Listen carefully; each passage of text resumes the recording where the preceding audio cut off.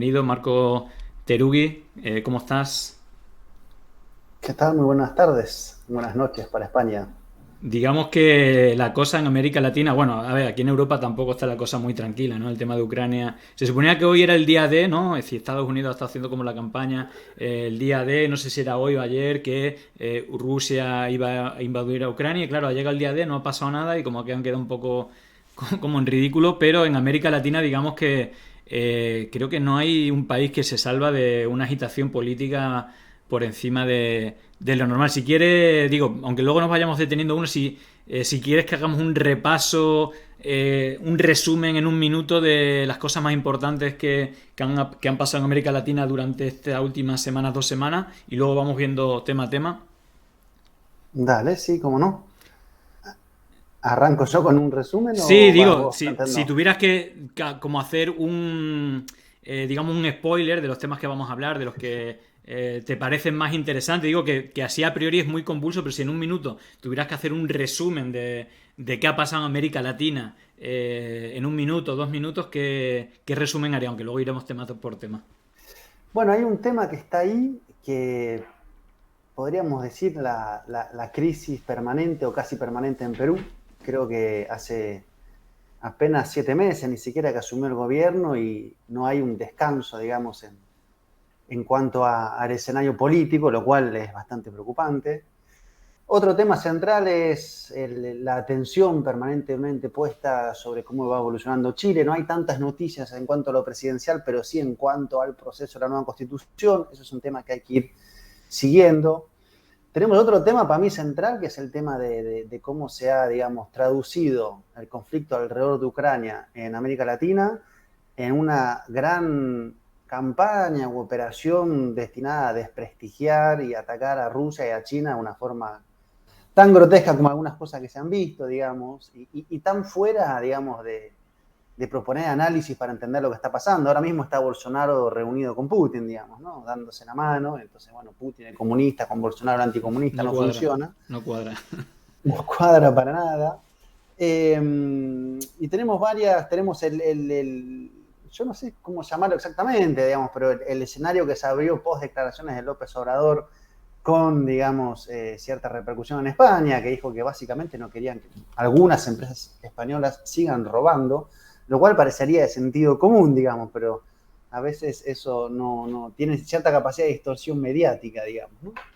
Creo que por ahí tenemos algunos temas principales, como para ir armando Sí, un primer si pimponeo. quiere empezamos por este último porque es el que más nos toca. Bueno, aquí se ha dado, bueno, imagínate los titulares aquí es la crisis de México provocada por el presidente que siempre está atacando a los españoles, a España.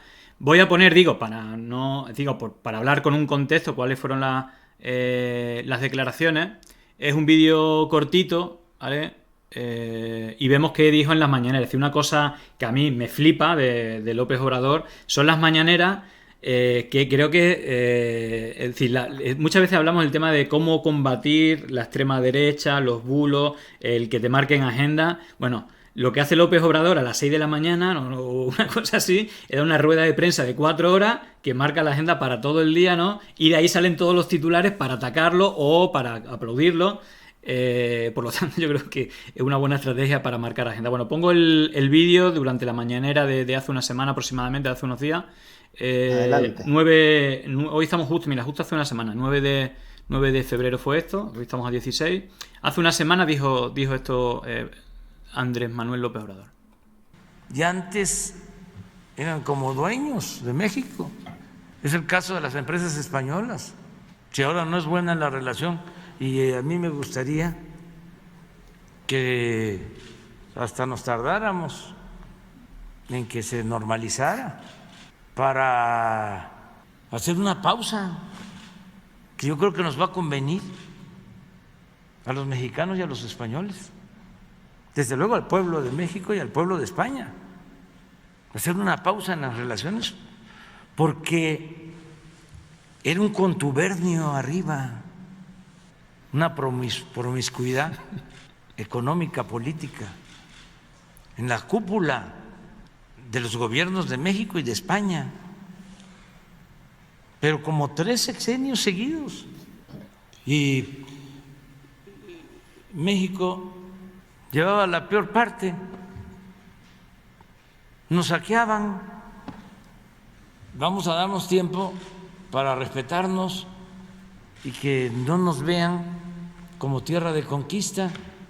Sí queremos tener buenas relaciones con todos los gobiernos, con todos los pueblos del mundo, pero no queremos que nos roben. Morena, la espera. Bueno, yo creo que dice 2 o 3 titulares espectaculares. Creo que no. Bueno, se ha escuchado el audio, creo que no he llegado a compartir el vídeo, pero se ha escuchado el audio, me he despistado yo de no cambiar la escena. Pero básicamente lo que decía Manuel López Obrador, que esto era un contubernio donde entre las élites, digamos, había mucha promiscuidad, donde al final lo que perdían eran los mexicanos porque le acaban robando. Y dice al final, me gustaría llevarme muy bien con todos los gobiernos, pero lo que no nos gustan es que nos saquen y nos roben. Entonces, bueno, primero digo, como análisis primero que yo haría es que aquí en España lo que se ha trasladado, él claramente dice que, bueno, se quiere bien con los gobiernos, pero es verdad que ha habido como contubernio entre gobiernos anteriores y empresas, de tal manera que al final los que han sacado tajada han sido las empresas y los que negociaban por arriba y los que han sido robados han sido los mexicanos en este caso. Pero digamos que se refiere a las empresas, y muchas veces empresas españolas quizás eran españolas antes, incluso eran empresas nacionales en sectores estratégicos que luego se privatizaron y luego se llenaron de fondos privados extranjeros, es decir, que ya son multinacionales, que de español ya le quedará poquito. Pero yo la reflexión que te hago, más allá del caso de México, es que esta relación de empresas, bueno, en Argentina durante el corralito fue tremendo, la previa y la post. Pero digamos que en América Latina es bastante común, digamos, el ingreso de empresas españolas donde por, bueno, digamos, alianzas por arriba al final se llevan ciertos contratos. Y yo, por ejemplo, recuerdo cuando vine de Argentina del corralito, había una frase que a mí se me ponían los pelos de punta, porque había vivido todo el tema del corralito en Argentina, bastante duro. Y claro, aquí en los telediarios decían, el IBEX 35 ha crecido un 15% gracias a las inversiones en América Latina. Cuando las inversiones en América Latina, en el caso de Argentina, era llenarle los bolsillos a Menem y al resto de políticos para que no vendan, regalen las empresas públicas para enriquecerse con la materia prima y con todos los recursos de los diferentes países de América Latina, en este caso de Argentina. Bueno, esta es mi reflexión un poco personal, pero evidentemente tú, Marco, como argentino y sobre todo como conocedor de toda América Latina, no sé qué transferencia harías al caso de México y otros países de América Latina con empresas españolas. Sí, yo primero cuando vi el titular de lo de López Obrador pensé en una declaración más como de corte histórica, por ese sentido, ¿no? Porque decía hay que poner una pausa. Porque había recordado algunos idas y vueltas en ese sentido, las respuestas de la derecha española que está en una sintonía como reivindicativa, ¿no? De la invasión a América Latina. No sé si habrás visto eso, pero digamos, desde Casado hasta Vox hay una especie como de inflarse el pecho nuevamente con ese tema. Yo pensé que venía por ahí justamente porque vi el titular y el titular decía hay que pausar. Y entonces uno ve así y dice, ¿por qué López Obrador dirá que hay que pausar? Y después me puse a ver la noticia como tal. Y dice, hay que pausar, no queremos que nos roben, lo cual ya empieza a tomar otra forma. Claro. Y empieza a hacer una serie de diferenciaciones que son bastante elementales, pero que si no se las plantean lleva a la confusión. Y él dice, no hay que confundir el pueblo español con los empresarios españoles y no hay que confundir el gobierno con la nación, ¿no? Como, digamos, enmarquemos este debate. El problema no es España, el problema no es, en todo caso, el gobierno español, el problema son los empresarios, determinados empresarios que desde Fox a Calderón hasta Peña Nieto tuvieron acuerdos con tramas de corrupción que les permitió beneficiarse y robar una cantidad de dineros a la vez que fomentar la corrupción interna del país. Dicho eso así, parece hasta de sentido común que diga, bueno, hay que rever esto. Además porque él cuenta que escribió un libro al respecto, digamos, ¿no? No es una cuestión que acaba de ocurrírsele. Y plantea dos cosas que me parecen muy interesantes, o una que después se puede derivar. La primera dice, qué poco que se habla comunicacionalmente, mediáticamente, de estas relaciones, ¿no? Entre élites políticas y élites de determinadas empresas extranjeras. ¿Por qué los medios no trabajan eso? Y a su vez eso lleva al otro punto de por qué hay tanta ¿cómo es la palabra? Animadversión. Exactamente. Contra López Obrador en determinados medios de comunicación. Porque a su vez esos medios tienen hilos de comunicación con esos grandes empresarios, grupos económicos que están siendo en este momento expuestos, digamos, ¿no? Expuestos en una práctica que es bastante común, que es la, por ejemplo, licitación en las obras públicas para después cobrar un sobreprecio. O sea, no hay licitación, se entrega la obra pública, se cobra un sobreprecio, sobreprecio va a la corrupción, engorda la empresa y generalmente ese dinero termina en un paraíso o guarida fiscal, digamos. Me parece que eso pone López Obrador sobre la mesa en un discurso que me parece que es bastante interesante. Yo creo que él tiene una cuestión nacionalista post tantos años de neoliberalismo que vuelve a plantear algunos debates en un terreno interesante. Recordemos que en México están impulsando la reforma energética, que es un tema central, que afecta a muchos intereses. Entonces yo creo que lo enmarcaría ahí. Y después está esta respuesta, que por eso creo que él hace esta distinción, que es, digamos, cómo se construye una suerte de nacionalismo, en este caso bajo bandera española, defendiendo empresarios corruptos, digamos, ¿no? Como si Repsol, Iberdrola o OHL, la constructora, fueran la hispanidad puertas afuera, digamos, ¿no? Todos somos Repsol. Bueno, no es así, digamos. Sobre todo, digamos, cuando uno ve la actualidad de Repsol, no solamente por lo que cuenta López Obrador, sino por el derrame que está viendo en Perú, que están los directivos que tienen impedimento de salida del país. Digo, es ese tipo de esquema donde opera muchas veces lógica de corrupción, lógica de maximización de ganancia y poco para el país donde esos grandes empresarios van a hacer sus fortunas, digamos. Eso es como descubrir el agua tibia. Lo que pasa es que no es costumbre que un presidente con un estilo tan sobrio, eso me gusta de López Obrador, que hace esas grandes mañaneras, pero sin estridencias, pero va diciendo cosas como con mucho filo, lo plantee por la calle del medio. Creo que ahí hay algo muy, muy interesante. Hay que ver después esto cómo evoluciona, pero por lo menos para debatir y para plantear el tema es, para mí, muy bueno. Comenta por aquí Rockefeller 337, no sé si es argentino, si quieres coméntalo. Dice, en Argentina el corralito fue por dejar de pagar la deuda estatal que habían adquirido. Con muchos matices. Primero, habría que hablar, digo, Marco, por si quieres añadir algo, pero me parece interesante porque yo estuve viviendo en Argentina durante el corralito y más allá de vivir y luego investigar qué había pasado, más allá de que durante la dictadura es cuando empieza precisamente ese acuerdo con el FMI para generar una deuda que luego se multiplicó por un número tremendo por los acuerdos de intereses que no tenían ningún sentido. De hecho, hay un reclamo de una deuda que no le correspondería pero seguramente también tenga algo que ver, por ejemplo, que Argentina, un dato exacto que lo investigué en su momento, regalase, porque la palabra no es vender, por ejemplo, YPF la vendió a un precio inferior a las ganancias netas anuales de esa empresa. Estamos hablando de una empresa pública que son ingresos de fuente, pero lo mismo con un montón. Normalmente se privatizan las que tienen ganancias, es decir, si no una empresa privada nunca le interesaría. Y el segundo elemento quizás tenga algo que ver que la mayoría de muchos de los políticos de aquella época y muchos de los banqueros sacaron todos los dólares del país y se los llevaron a Europa y de repente multiplicaron por 4 lo que ganaron y reducieron por 4 el dinero de los argentinos. Es decir, esa es la gran estafa que hubo.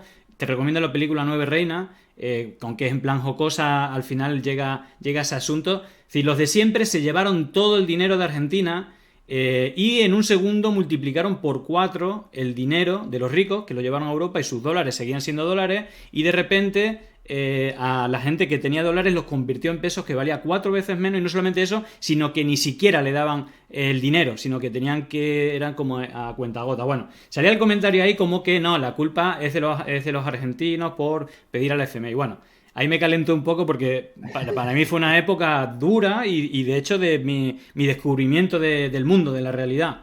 Entonces, bueno, no sé si quieres aportar algo ahí o si me equivoco, corrígeme, pero es como mi resumen, lectura del episodio. Hay un documental muy bueno, es medio un clásico, que se llama Memoria del Saqueo, de Pino Solana, que está en YouTube, que narra eso, digamos, o sea, la dictadura es el ingreso de Argentina al proceso neoliberal, como la mayoría de las dictaduras, digo, la de Chile es eso, la Argentina es eso. Ese proceso neoliberal se consolida o, digamos, adquiere su máxima expansión en los 90 bajo el gobierno de Menem, que es el momento de la privatización, no solamente YPF, Telefónica, ese remate de los trenes, las aguas, o sea, el conjunto de Aerolíneas Argentinas, de las empresas del Estado, como dijo el mismo gobierno, en una suerte de lapsus no lapsus, todo lo que deba ser del Estado no seguirá siendo del Estado. Bueno, eso fue lo que pasó, fue un saqueo. Eso generaba un flujo de dinero, pero que era, digamos, como quemar papel. Cuando se te terminaba no te queda absolutamente nada.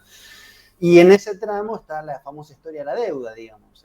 Cuando se va a la dictadura, estatiza la deuda de las empresas privadas. Ese es el otro mito del empresario privado, digamos. La familia Macri se beneficia de que su deuda es trasladada al Estado, es decir, al conjunto, a la población que debe pagar esa deuda. Eso no escapa, digamos, a lo que fue el conjunto de ingreso neoliberal en América Latina, en Europa. Algunos países tuvieron algunos frenos un poco más suaves para mantener algunas empresas, pero en general fue eso, y ahí hay un proceso de corrupción. O sea, ¿cómo explicar lo que vos mismo decías? Digamos, que vendas empresas como remate, empresas que están funcionando. Hay una gran campaña mediática, pero hay una gran trama de corrupción. Hay un poder judicial con una Corte Suprema que se llamaba la Corte de la Mayoría Automática, y eso estuvo. Y de hecho hoy se intenta volver a donde se estaba, digamos, aunque no es exactamente así, pero quiero decir, el proceso de los años de Néstor Kirchner y Cristina Fernández es que el Estado recupere YPF, que el Estado recupere Aerolíneas Argentinas, pero no se recuperó energía eléctrica, por ejemplo, para decirte un caso. No se recuperó el sistema de tránsito de los barcos, la que se llama acá mal llamada hidrovía. Bueno, en México lo que está planteando Obrador es algo muy parecido. Hay que recuperar la energía eléctrica. No puede ser que la tengan empresarios que especulen con algo que necesita no solamente vos para alumbrarte, calentarte o cargar tu teléfono, sino una empresa para producir. O sea, hay algunas cuestiones que son de orden estratégico para cualquier desarrollo nacional. Y ahí el Estado tiene que estar. Eso es lo que estamos hablando. Ahora, eso implica, evidentemente. Ahora, ¿la contracara cuál era? Cuando asume Macri, va el ministro, creo que el de Economía, uno de primer orden, a disculparse con Repsol porque habían vuelto a estatizar IP. Estaría, bueno, eso es del orden de las derechas y de sus representantes. Dicho sea de paso, ahora sí cierro con esto, tenés ahí una lógica que es muy conocida en España, que es esta lógica de la puerta giratoria, digamos, alguien que es alto directivo en una empresa, que después pasa a un puesto determinante del gobierno, después vuelve a ser alto cargo de una empresa, y esa información privilegiada la traslada a la empresa para que haga su negocio y él cobra sobre esa información. Bueno, eso es básicamente lo que circuló. Cuando estaba el gobierno de Macri se decía era un gobierno de CEOs, o sea, dirigentes de grandes empresas. Bueno, era eso. Eran los principales dirigentes de las grandes empresas dirigiendo el país para los intereses de esas empresas. ¿Qué de bien puede salir ahí? Y muy poco. Bueno, para ellos sí. Sí, sí. Voy a leer un comentario crítico, digo, por no parecer aquí defender a muerte. Aparte creo que tiene como cierta razón. Dice Pichou 2019, lo de López Obrador es confetis y guirnaldas para distraer a la opinión pública porque no consigue frenar la criminalidad y la corrupción en su país. Bueno, yo creo que puede ser un análisis hasta cierto punto, no sé si acertado, digo que entra dentro de la lógica que hay, por ejemplo, datos de criminalidad.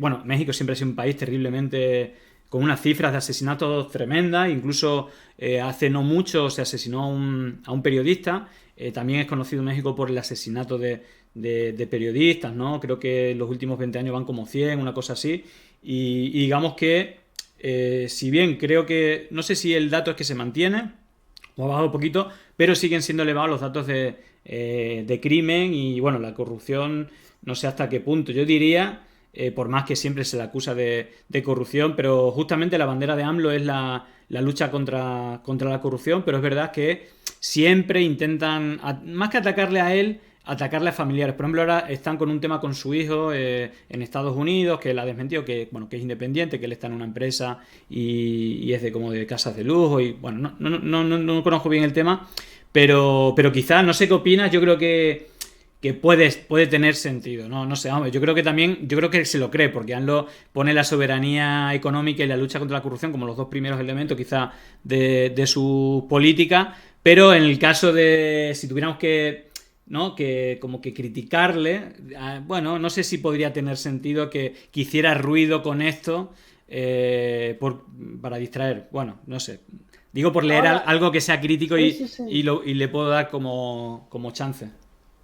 Ahora va al revocatorio, vamos a ver cómo le va. Un revocatorio que él mismo impulsó y hasta donde estaba viendo los números le dan bien. Ahí vamos a tener un primer parámetro, digamos, si es un gobierno que está en una situación de crisis y necesita apelar a una serie de maniobras discursivas para generar tapas de noticias o no. Ahí me da la impresión que no tanto. tampoco sería imprescindible hacer eso. ¿Qué fecha es? ¿Qué fecha es el revocatorio? Si no me equivoco es en abril, no sé cuál es la fecha final. Claro, que quedó. recordamos que el revocatorio, bueno, en algunos países de América Latina, aquí creo que Unidas Podemos también lo proponía, es que la población pueda echar al gobierno a mitad, o bien por un número de firmas o algo así, que lo puedan pedir y exigir, vamos a votarlo para echarlo del gobierno si no nos gusta cómo está gobernando, o incluso en el caso de AMLO, a mitad de gobierno, cómo le da el chance de si no os estoy convenciendo, me voy. Él lo impulsó. Sí, Es sí. un caso muy, muy novedoso. Y después, respecto a lo otro, habría que sentarse a hacer un análisis, digamos, más fino, digamos. Yo creo que hay dos países, y por obvias razones, que tienen un problema gigantesco en cuanto a cómo se ha reconfigurado el territorio con los grupos armados, que son Colombia y México. Eso es así. El principal productor, el principal país de tránsito con los principales carteles.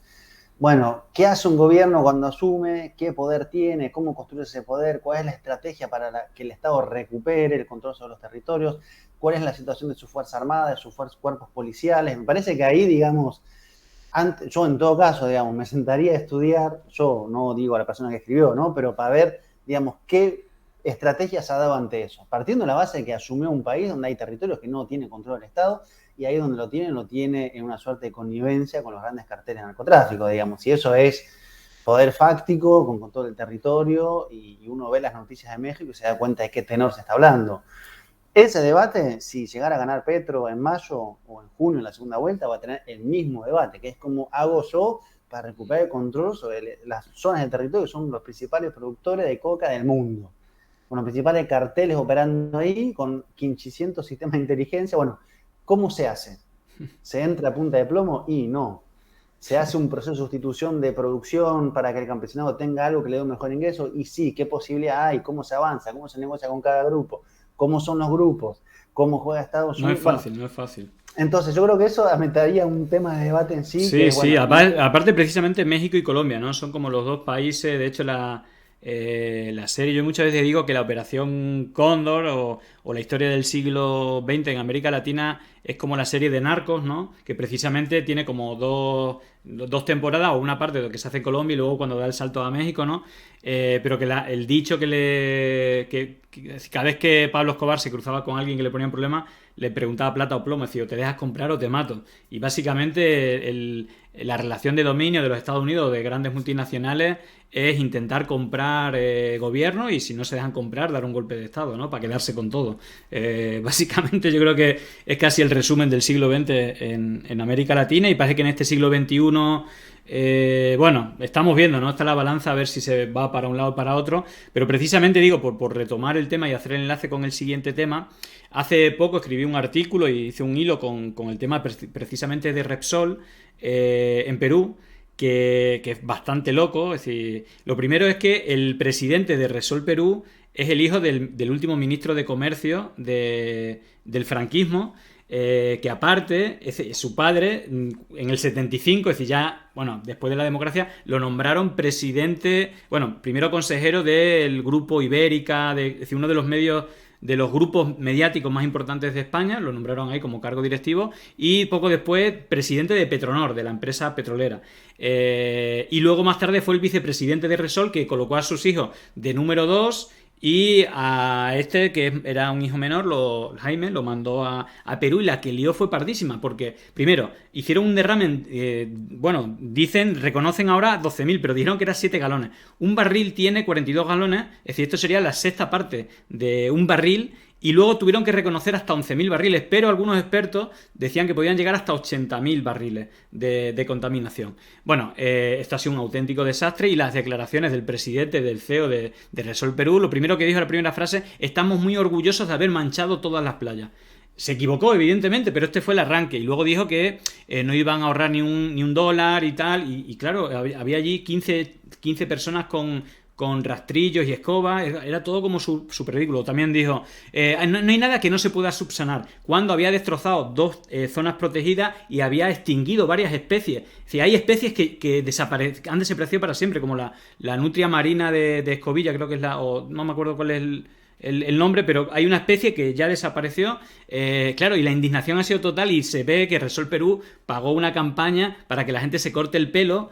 Y las autoridades han dicho que no vale para nada lo de cortarse el pelo, es decir, que le han tomado el pelo literalmente, ¿no? Pero digo que esta lectura, más allá de que vayamos ahora a qué está pasando en Perú, al final, por lo menos para los españoles, muchas veces, es decir, no somos conscientes de que la transición en España ha sido una herencia de los espacios de poder del franquismo, y tanto los medios de comunicación como en este caso las grandes empresas estratégicas a día de hoy siguen estando en manos de los hijos de los franquistas, ¿no? De los que eran ministros con Franco, y que están acostumbrados a hacer este tipo de relaciones a las que aludió. Pero si te parece, por no seguir con el tema de las empresas, que yo creo que ya hemos hablado bastante, precisamente en Perú uno de los elementos que había, y este es otro elemento de las grandes empresas, es que Resol Perú, por eso Keiko Fujimori, la hija de la dictadora que perdió con Castillo, no dijo nada siendo oposición, porque se conoció, bueno, hay bastante información sobre esto, que pusieron dinero negro, creo que hasta $2 millones, para financiar la campaña de Keiko Fujimori.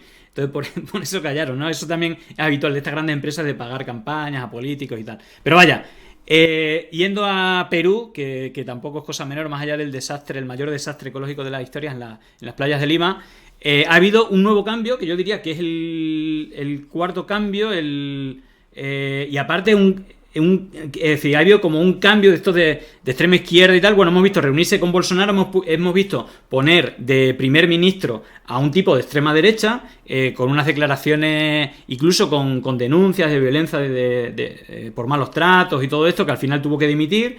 Pero hemos visto que ha habido un cambio. Creo que Perú Libre se los ha cargado, que era digamos la coalición más o menos más importante que había hecho para gobernar, ¿no? El equipo de Verónica Mendoza, ¿no? Y que se los ha cargado, no sé si para darle más estabilidad, porque yo creo que ya eran bastante críticos con algunas posiciones del propio Castillo, sobre todo del partido, ¿no? De Cerrón, etcétera. Habían generado muchas tensiones, y para asegurar la suma de mayorías y todo eso, pues creo, corrígeme si me equivoco, llega a hacer una alianza con la ultraderecha, con Aliaga y este entorno, que es gente más que conservadora, es como de esta red de la que hablamos mucho, de Dallas Network y de alianzas, como por ejemplo porque se dé un abrazo y todo contento con Bolsonaro, ¿no? Tu tuit lo leo para que sepas lo pusiste hace unos días. Ayer Castillo se fotografiaba con Bolsonaro mientras crece la crisis política interna. Perú Libre anunció que no le dará la confianza al gabinete del cuestionado Valer. Congresistas de Juntos por el Perú tampoco. Verónica Mendoza afirmó que se impuso el chantaje neoliberal. Bueno, desarrollanos esto, porque es un verdadero quilombo lo de Perú, y cuesta entenderlo desde aquí. Déjame hacerte, antes de entrar a Perú, 2 notas al pie. Una la podemos retomar, la otra es solamente una sugerencia. Nota al pie 1, ayer vimos al expresidente de Honduras esposado siendo extraditado a Estados Unidos, para seguir con el tema del narcotráfico. Ahí tenemos un tema central. Bueno, luego vamos a hablar de eso. Pero para conectar con el hilo del narcotráfico. Y sobre el tema que hablabas de franquismo y estos hilos conectores, justo el otro día vi un documental que no es tan viejo, pero tiene un par de años, creo que es El silencio de otros, que está en Netflix. Espectacular. Que lo recomiendo porque es así, muy gráfico esto. Los hilos que pacto de olvido, continuidad, impunidad para todos y adelante con el nuevo sistema, ¿no? Si no la vieron, véanla. No, tremendo. Recomendación total. Es decir, como si no conoces qué pasó, ahí te enteras de todo. Y de hecho, bueno, por desgracia, muy diferente a la historia de Argentina, ¿no? Y en el momento que está, ahí sí que, digamos, se le dio bastante peso a la memoria, ¿no? De que no, de hecho, yo creo que una de las mejores cosas de los Kirchner, que para mí tienen bastantes cosas criticables, ¿no? Pero el tema de cómo fueron capaces de unir al país de manera unánime contra la dictadura y de cerrar las heridas, yo creo que es un muy buen ejemplo de cómo superar una dictadura y los crímenes digamos, derechos es decir, de crímenes contra los derechos humanos y bueno, lo que suele pasar en una dictadura, y que claramente en España no ha pasado y sigue estando pendiente una solución, una transición, la recuperación de los cuerpos que siguen en las cunetas, ¿no? Tremendo. Te digo un dato. Bueno, no sé, creo que no le molestará que lo diga. Hoy, hace unos días, invité a Olga Rodríguez, que que viniera al programa para hablar un poco sobre todo de Rusia y Ucrania, porque ella conoce, pero también del tema de América Latina, ya es bastante especialista, y precisamente no ha venido porque está en León centrada y con mucha dedicación porque llegó el momento de poder recuperar los huesos de su abuelo, creo que y claro, es como no sé cuántos años luchando para que se dé este momento. Bueno, tú sabes también porque allí en Argentina fue un movimiento fuerte y donde tú has sido también de una manera u otra partícipe, sabes de lo que te estoy hablando, pero imagínate a toda esa gente que no puede recuperar los cuerpos de sus familiares, ¿no? Y no hay ningún tipo de ayuda, es como una carrera de obstáculos tremenda. Y bueno, ya te digo que por suerte allá en Argentina fue algo diferente y aquí, bueno, no, nos queda bastante, pero bueno, queda hecha la recomendación. Pero si te parece, vamos a Perú, que el quilombo está ahí montado y no sé si podemos decir que es un gobierno de izquierda, de derecha, de extrema derecha o un Frankenstein. No sé cómo lo definirías tú, el gobierno de Perú ahora mismo. Bueno, primero recordemos más o menos 2-3 elementos para guiarse, digamos. Perú está organizado bajo un sistema muy particular, que es que cada presidente, cuando nombra un gabinete, tiene que ir al Poder Legislativo, al Congreso, para que ese gabinete sea aprobado por el Congreso, que le den la moción de confianza. Es un fenómeno muy particular que viene de la Constitución que dejó Alberto Fujimori, padre de Keiko Fujimori, la famosa dictadura de los años 90, que en Perú decir esto que parece medio evidente no lo es, digamos, ¿no? Hay toda una reivindicación fujimorista. Pero viene de ahí. Entonces todo presidente tiene que ir a que el Congreso le apruebe el gabinete. En el gobierno anterior de Kuczynski, de Vizcarra, eso se había empezado a entrar en crisis porque justamente el fujimorismo, que sería, bueno, en términos de alianza está muy aliado con Vox y en menor medida con el PP, ya había trabajado este juego de desestabilización, impedir que el gobierno pueda construir su gabinete. Pero hasta ese momento el Ejecutivo podía disolver el Congreso. Es decir, si el Congreso no le aprobaba 2 veces un gabinete, o sea, no podía gobernar, el Ejecutivo podía decir, bueno, listo, entonces este Congreso no me deja gobernar, lo disuelvo. Castillo asumió bajo ese esquema, con una derecha que desde la hora cero intentó no dejarle asumir y que planteó que lo iba a vacar. Y la vacancia en Perú es bastante particular porque hay una figura que es una suerte como de comodín, que es la inhabilitación moral permanente. Hay una serie de causales que debería ser una cuestión de crisis última, no sé, un presidente que pierde la memoria o que algo, digamos, de una magnitud que hay que, digamos, destituirlo. Bueno, se tradujo una suerte de ejercicio de desestabilización. Entonces el Congreso, por un lado, presiona sobre los gabinetes en función de sus intereses para no aprobarlo y a su vez presiona amenazando con la vacancia en permanencia. Esa es la lógica que tiene. Y en los últimos meses le quitó el Congreso al Ejecutivo la posibilidad de que el Ejecutivo disuelva el Congreso. O sea, hoy el Congreso puede no aprobar los gabinetes y el Ejecutivo no puede hacer nada. No se lo puede aprobar 2 veces, 3 veces, 4 veces, 5 veces. Entonces tenemos un gobierno que primero asumió ante esa derecha, ante ese mecanismo institucional. Y ese gobierno asumió con una serie de debilidades que eran bastante evidentes, digamos. La primera es que era un presidente que había sido invitado por el Partido Perú Libre, pero que no era del Partido Perú Libre.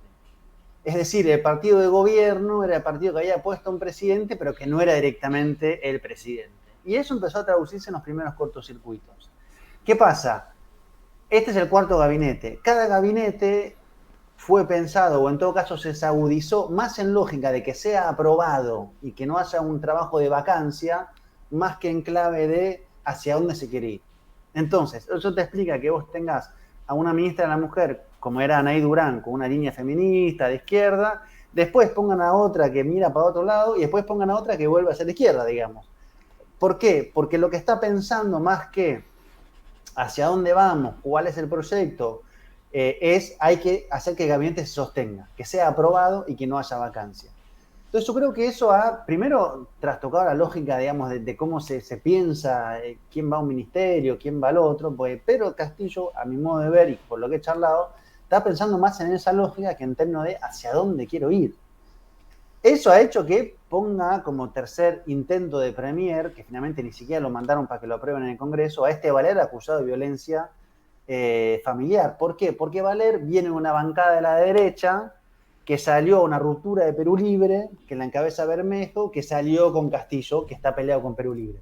esto es poco interesante, Sí. o es interesante para que está metido en el intestino de la negociación. Lo que quiero decir es, Valer no es porque él confiaba en el proyecto estratégico de Valer, era porque Valer, en el equilibrio de pesos y contrapesos, le podía permitir en su, no estrategia, en su táctica, lograr la aprobación en el Congreso. Eso me parece que se está agudizando y ha generado dos o tres cosas simultáneas. Primero, que la pregunta sea ¿y qué es este gobierno? Más allá de que digamos, las etiquetas siempre son, pero ¿es un gobierno que va hacia algún lado?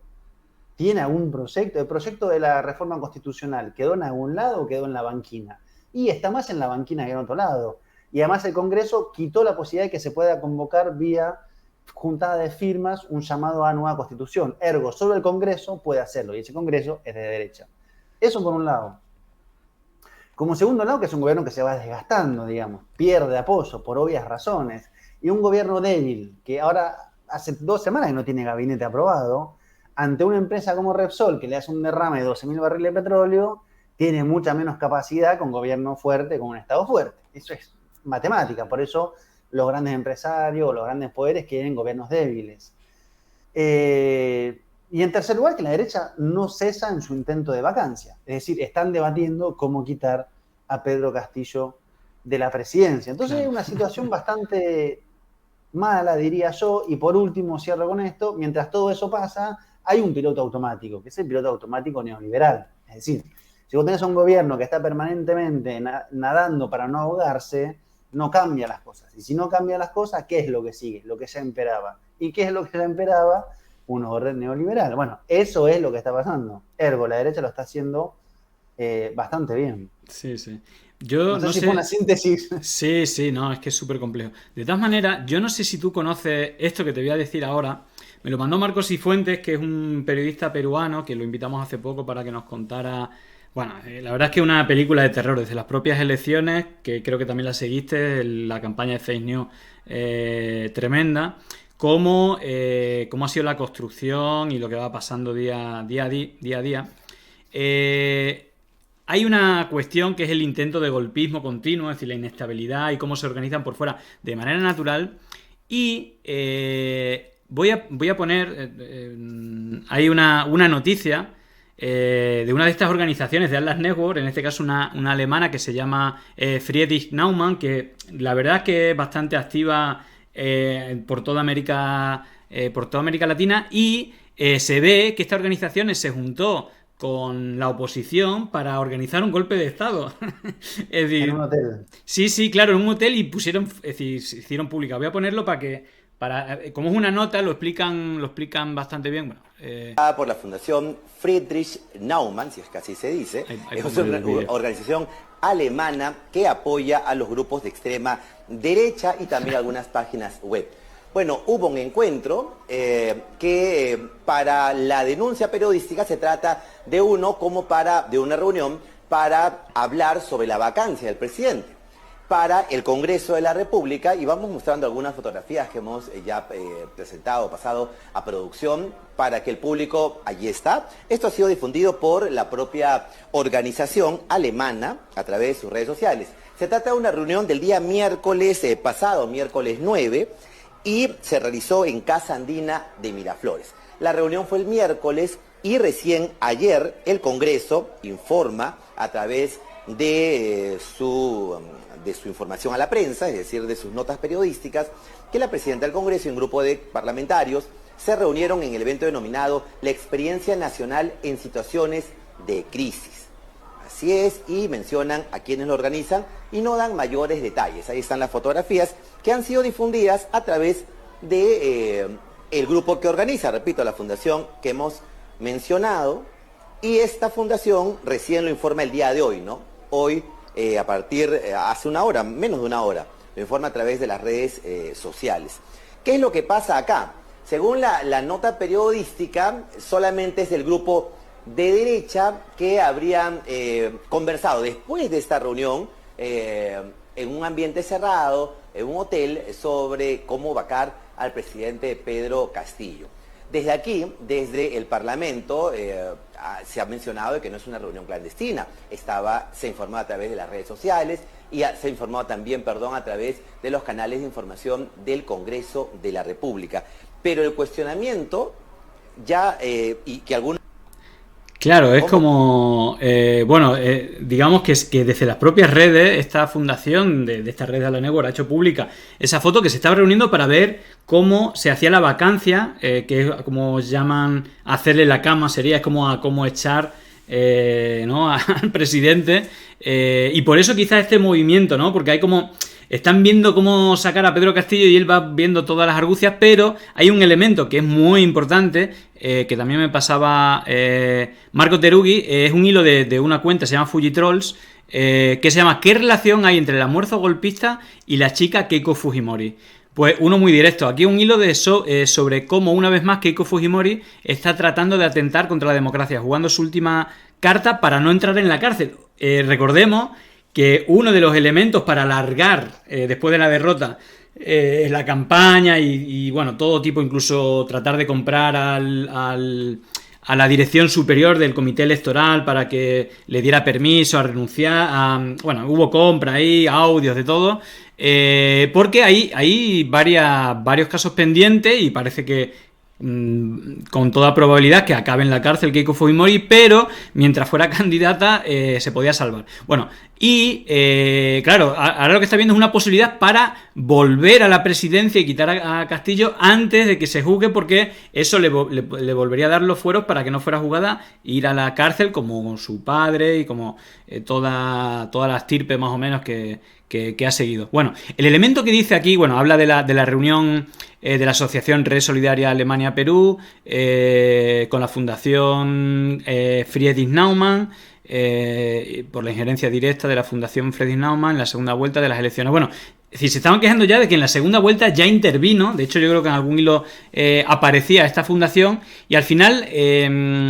digamos que se reprochó que se destine dinero de los impuestos de los contribuyentes alemanes, porque al final una de las partidas viene con dinero de dinero público de Alemania, que luego no invierten para participar en elecciones. Viáticos del político venezolano, es decir, quien le pagó el viaje a Leopoldo López, ¿no? Que vino con Vargas Llosa y todo esto, es decir, que al final esto es una red de networking y de financiación y de ayuda mutua que están en todas las campañas. De hecho, luego veremos que ahora que viene la de Colombia también van a tener su fiestecita. Pero vaya, digamos que pagaron el viaje para participar en la campaña de Keiko. ¿Y quiénes están detrás de esta fundación que hizo campaña por Keiko Fujimori? Bueno, pues el director de proyectos para Países Andinos FCN es el alemán Jörg Denner, que organizó el almuerzo golpista. Y da la casualidad que es esposa de Berta Carrillo, que es una fujimorista, es decir, alguien que participó en la campaña.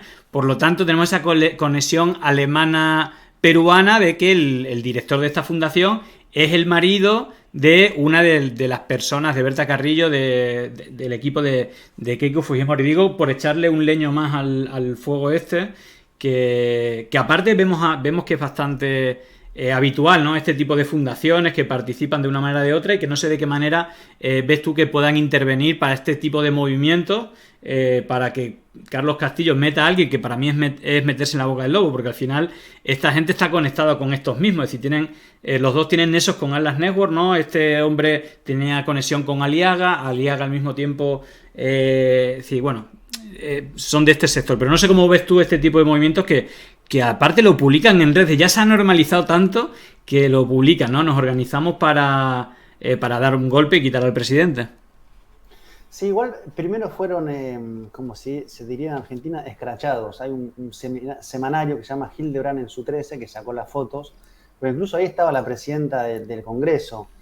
El problema es que es un mecanismo golpista institucionalizado. O sea, vos si juntás 87 votos, podés bancar al presidente.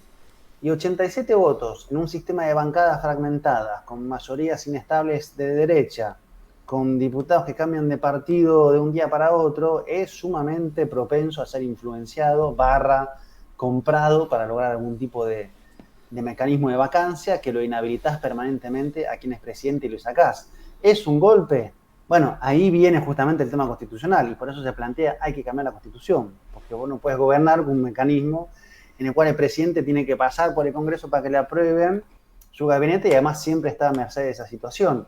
Ahora, ¿es golpe o no es golpe en la medida de que hay, digamos, disputa de opiniones y de sujetos movilizados? cuando en el 2020 hacen esto mismo contra Martín Vizcarra, la gente sale a la calle. Y Merino, que pensó que iba a ser el presidente, duró 5 días. Pues la gente dice, esto fue golpe. Entonces, golpe o no golpe, yo digo, es golpe. Ahora, está institucionalizado ese mecanismo de golpe, que en teoría no debería ser así, pero puede ser utilizado así. Esa es la crisis como del armazón del edificio peruano, que es lo que hay que cambiar. Mientras eso no se cambie, es muy difícil, digamos, plantear cómo se avanza en ese sentido, sobre todo porque la derecha, digamos, a sus anchas se mueve de esa manera, o sea, no tiene empacho en decir estamos trabajando para vacar a Pedro Castillo. Sí. Porque de hecho legalmente lo puede hacer. Por eso la agenda de Perú Libre que había encabezado Castillo era hay que hacer un proceso constituyente, hay que rearmar la lógica en la cual se estructura este país. Eso es lo que está sobre la mesa. Entonces, mientras Castillo no avanza, estos avanzan. Pero esto es matemática política, digamos, ¿no? Aparte, una cosa que vimos en Perú también fue la participación de Vox o de la Carta de Madrid, ¿no? Todas estas visitas, los acuerdos, los actos digitales y tal, donde Vox apoyó a la candidata, pero sobre todo, después de este apoyo de Atlas Network, incluso hicieron un acto creo que en Lima y vino toda la troupe y todo esto. Es curioso cómo Keiko Fujimori repetía un montón de las cosas que, por ejemplo, hizo Vox. Por ejemplo, el tema del acto en Vallecas que decía con la piedra sois violentos, tal. Ella se inventó pero ni siquiera había nadie a quien echarle la culpa, porque no había manifestantes, eran su gente y un niño de 8 años que le avisó a la madre, tiró una piedra y dijo, esto es la violencia, esto es lo que vosotros representáis, no me voy a tener miedo. Más o menos repitió lo que dijo Abascal, pero a la nada, no sé a quién le hablaba, y luego en el debate electoral llevó la piedra y sacó la piedra, que es como una performance muy habitual aquí en España, ¿no? Por la derecha.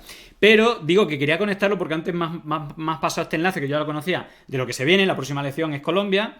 Y, bueno, una noticia, yo ya la había visto por otro lado, en el cual, bueno, aparece Vox como casi maestro de ceremonias de este tipo de apoyos internacionales, ¿no? Con esto de la Gaceta de la Iberosfera, la Carta de Madrid, que al final, pues de los primeros firmantes, pues son todos los espacios golpistas, ¿no? Desde Arturo Murillo con lo de Bolivia, el Tuto Quiroga, el propio presidente de Atlas Network, el argentino Alejandro Chafuen, pero digamos que se van sumando pues la gente que intentó dar el golpe en Perú, estos militares retirados que amenazaron que si no se reconocía el fraude darían un golpe militar, y digamos ahora, bueno, pues el socio, aparte de los fujimoristas en Perú, a Kast, evidentemente, son como hermanos, porque eso, aparte de la parte neoliberal, también tienen enlaces con el Yunque, es decir, que él ha ido a visitar a Hazte Oír y a toda esta gente, ¿no? Él también pertenece a súper conservador y ultracatólico, y aparte fue la imagen de la dictadura, es decir, que tienen como varios elementos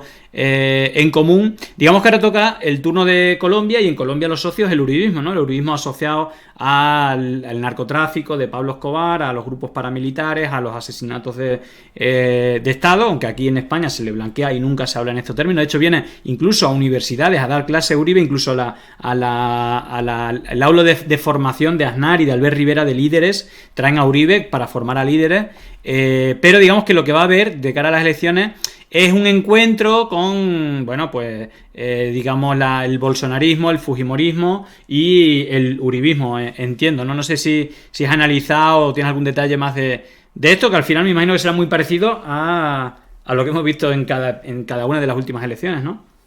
Vi la noticia justo que te pasé, pero el año pasado Vox el año pasado, o sea, hace muy poquito, ¿no? Sí. Estuvo muy activo en su recorrido, estuvo en Perú, estuvo en Ecuador, estuvo en Colombia. De hecho, es una suerte como de disputa de terreno con el PP, porque después estuvo el PP, que estuvo Casado, estuvo en Argentina, estuvo en Uruguay, estuvo en Chile. Ahí hay, digamos, espacios compartidos y disputados, pero mucha iniciativa hacia América Latina, digamos. Y el socio en Colombia es el uribismo, digamos, más seguramente algunos sectores del Partido Conservador, digamos, pero el gran vector es el uribismo, y yo creo que ahí hay una iniciativa fuerte, digamos, ¿no? Desde la Carta de Madrid, una serie de actores que han ido tomando fuerza. Y perdón, pero te voy a cerrar lo anterior, digamos, uniendo todo, pero es tan difícil lograr, digamos, un proceso como el que se hizo en Perú, de revertir un escenario electoral adverso, ganar contra estas derechas, volver a movilizar una expectativa social de las mayorías más postergadas, rurales, urbanas, que digamos, si eso sale mal, implica un retroceso muy fuerte para atrás, digamos, ¿no? O sea, la derecha tiene una capacidad de recambio, de dirigencia, capacidad de recambio de partidos, una capacidad de financiación que de estos lados no hay, digamos. Por eso, el que va a llamar a Pedro Castillo o el que va a llamar a un gobierno progresista de izquierda es tan complejo, digamos, porque implica, digamos, un retroceso de mucha gente que se movilizó, que puso ahí una expectativa, que se puso a defender. Y ahí yo creo que la derecha trabaja mucho mejor sobre ese escenario de desencanto generalizado, digamos. En Argentina tenemos a Javier Milei, que de alguna manera expresa eso, digamos, ¿no? Esta cosa de la casta. O sea, él retoma esta palabra fundacional de Podemos de la casta, pero desde la derecha liberal ya gurka, digamos, ¿no? O sea, sí, hay que destruir el Estado. Pero ¿sobre qué trabaja? Sobre ese desencanto, digamos. Ven, finalmente ninguno trae solución. Vengo yo con una línea mucho más a la derecha. Entonces, el cuidado que implica la necesidad de avanzar en un contexto en el cual me parece que no hay una tregua. Hay una frase, digo, de Milei, ahora que lo cuenta, que es maravillosa, que le preguntan sobre el aborto y dice: yo soy antiabortista, pero antiabortista liberal. Y ahí ya te explota la cabeza. Claro. Entonces yo creo que estamos en ese momento y de hecho una de las preguntas que hay acá, digamos, es, y lo digo incluso pensando desde Argentina, porque está todo ese debate enmarañado ahora con el Fondo Monetario, la geopolítica, los viajes, digamos, vos podés plantear una tregua y una negociación conciliadora. Primero, en este status quo tan desigual como el que tiene Argentina ahora, con más de 40% de pobreza, pregunta 1. Eso implica mantener esta situación. Pero pregunta 2, y del otro lado, ¿hay algún tipo de predisposición para eso? Por lo que se está viendo es que no, digamos. Entonces, se puede asumir con un discurso muy conciliador o muy tendiente a los puentes, pero del otro lado, digamos, hay una dinamitación de esos puentes, digamos, y una maximización de riqueza y hacer recular aún más a un gobierno y una frágil situación social. Y en el caso de Perú vemos que va claudicando en una serie de banderas, claudicando y poniendo a personas que se supone que pueden hacer guiños y guiños y guiños, e igualmente la agenda sigue ahí, digamos. Entonces yo creo que eso es parte como de el debate más candente que tenemos acá y que le va a pasar a Chile, digamos. Chile ahora es el momento punto cero, si se quiere, ¿no? Del gobierno, que todavía no asumió, que está cargado como de un aura, como de mucha expectativa de muchos sectores. Ahora, una vez que empieza a gobernar, ¿cuánto va a poder avanzar? ¿Cómo va a trabajar sobre las confrontaciones? ¿Contra quién va a poder avanzar? ¿Qué va a hacer cuando enfrentas una reacción fuerte sobre eso? Bueno, me parece que estamos en esos debates, digamos. Sí. Y ahí lo que está pasando en Perú, evidentemente, es bastante negativo. Y eso aplicárselo a Petro si llegara a ganar o aplicárselo a Lula si llegara a ganar. La pregunta es la misma. Es con qué proyecto se viene. ¿Hay espacio para estos grandes proyectos de esta, ¿cómo se decía?, la ancha avenida del medio? ¿O esa ancha avenida del medio está clausurada? Porque todo se está corriendo a la derecha. Y si todo se corre a la derecha, ¿qué se hace? ¿Se intenta ir hacia ese centro perdiendo su propia base social? Bueno, esos son algunos de los debates, digo, más hacia como debate político interno, digamos, ¿no? Sí. Pues está el debate de ganar elecciones, el debate de las estrategias golpistas, pero después la pregunta del millón, ¿y qué se hace? Claro. Ahí, de todas maneras, por cerrar lo de Colombia, ¿no?, que va a ser como eje neurálgico un poco del discurso de América Latina, de la actividad política, digamos que como toda campaña va a ser bastante dinámica.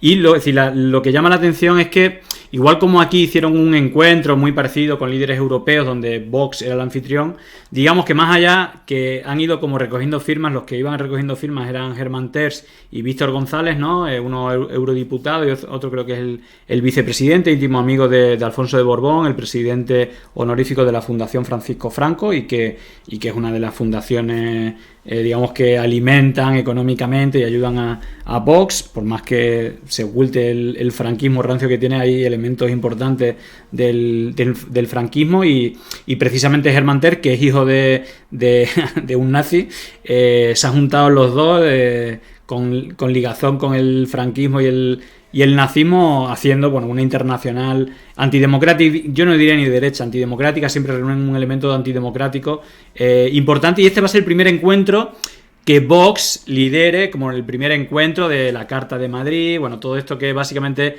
democracia y libertad, no al comunismo, son como las tres claves que repiten. Una vez que entra yo lo que digo, una vez que entras, firmas lo del Foro de Madrid, te ponen un community manager, unos bots para que retuiteen y te empiezan a poner libertad y democracia, no al comunismo, y solo repites eso, ¿no? Te dan los guiones para repetir eso y van todos como loros.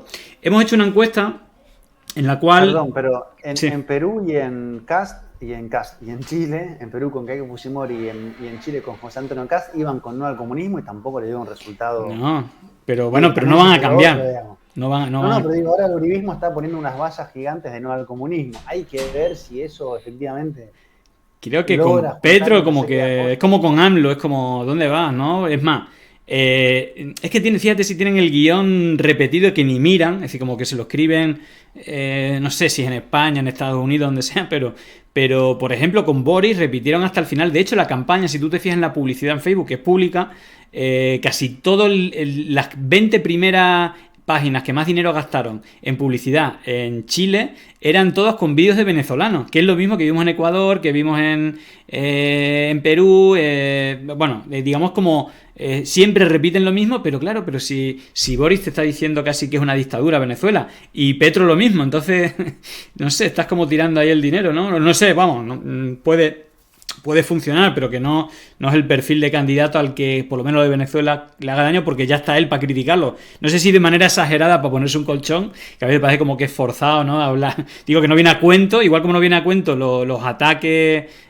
con el tema de Venezuela, pues que es un perfil progresista también habla así de Venezuela. En fin, yo creo que es como estrategia quizá comunicativa. Pero lo que te decía es que habíamos hecho una encuesta, cuál le parecía la noticia más internacional. Bueno, solo había puesto 4 opciones y la mayoría, el 76%, hablaba del juicio de Yanine Áñez, que la verdad es que no llega mucha información al respecto. Creo que tenía por aquí, dame un segundo, que tenía por aquí el tweet que pusiste. Sí. Ponías el tuit, digo, por saltar también a Bolivia, que al final es que aquí estuvo esta misma gente, el Herman Terry y Víctor González estuvieron dando una rueda de prensa junto a Arturo Murillo, que es uno de los firmantes de la carta hasta de Madrid, de la Fundación Disenso. Y en este tuit tú ponías el juicio a Áñez por la causa de golpe de Estado 2 se pospuso por el momento, debería empezar en marzo. Interesante el escenario en Bolivia, donde el año pasado hubo un 0,9% de inflación y se está impulsando la energía eléctrica para los autos. Bueno, interesante, ¿no? Es decir, que están como más adelantados que los europeos. Aquí en España poco avanzamos en esa dirección. Bueno, cuéntanos un poco de cómo está la cosa. Creo que cuáles son los motivos para que se haya aplazado, cómo está el tema del juicio y bueno, ¿qué tal la economía en Bolivia, ¿no? El año que fue la dictadura fue un auténtico desastre, aparte de los casos de corrupción, robo, fraude. Bueno, se están notando las políticas de Lucho Arce, están mejorando la curva de la economía después de la crisis del COVID y luego el tema del juicio, ¿cómo está? ¿Qué nos puedes contar? No, imagínate ver desde Argentina, que cerró el 2021 con 50% de inflación, a Bolivia con menos de un punto de inflación, digamos. Es como... Claro. Porque la inflación es digamos, lo que más te destruye el poder adquisitivo de un trabajador, un jubilado, digamos, y ahí han logrado, digamos, mantener, creo que han logrado recuperar y pararse sobre una de las grandes virtudes de lo que fue el proceso de cambio que encabezó Evo Morales y García Linera, que es la estabilidad económica, y que es un proceso de recuperación, de control del Estado sobre los recursos estratégicos y pasos en la industrialización, digamos, como el litio. Uh-huh. O estaba viendo los videos de Luis Arce en Oruro inaugurando plantas para cargar baterías eléctricas, digamos, ¿no? Están en un punto en el cual es envidiable para gran parte de las economías latinoamericanas. Yo creo que ahí, digamos, tiene una de sus principales fortalezas que no hay en otros países, digamos. De hecho, el fuerte, digo, que precisamente Lucho Arce era el ministro de Economía de los últimos gobiernos y, a ver, yo digo, muchas veces se generaliza, ¿no? Bueno, la dictadura, la ruina bolivariana, bueno, pero Evo, quizás, yo que no conozco unos datos mejores, ha tenido los datos macroeconómicos mejores de la historia de cualquier país de América en la historia. Sí, multiplicó por 10, no un 0,5, no. Multiplicó un 1000% casi todos los datos macroeconómicos y digamos que la parte económica seguramente se refuerce por precisamente Lucho Arce, aunque no era muy conocido, pero era el jefe de máquinas, ¿no? de la economía de Evo Morales, que fue seguramente de los elementos más positivos de su gobierno. Sí. Sí, y los meses de gobierno de facto no avanzaron en intentar desmontar algunos de los pilares, pero no tuvieron el tiempo suficiente, digamos, ¿no? Como para desandar o hacer como decía en Argentina, que es entregar un gobierno fundido, o sea, una economía fundida y una deuda impagable. Creo que ahí no, creo que eso fue una gran virtud.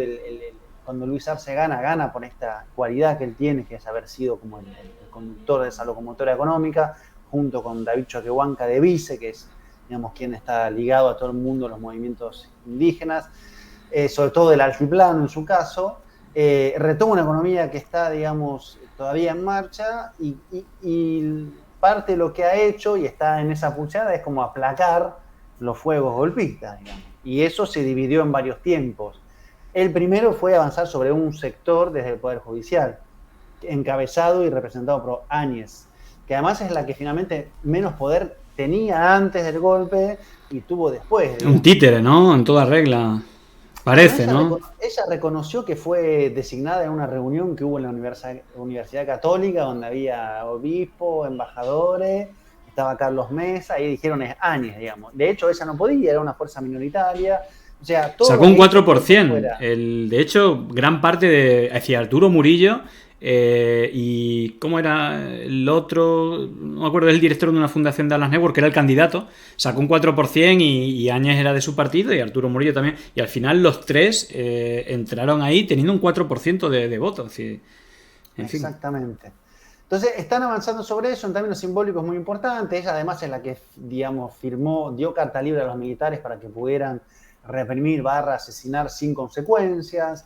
Eso fue la masacre de Sencata, esa fue la masacre de Sacaba. Ese juicio ahorita se pospuso, va a empezar en marzo, hubo algunos fallos, algunos problemas, pero no es que, por lo que me han explicado y he estado averiguando, se pospone de forma indeterminada. Eso va a avanzar. Creo que es importante para la no repetición, digamos, la justicia como mecanismo para evitar la impunidad, porque la impunidad es la continuidad de determinadas lógicas.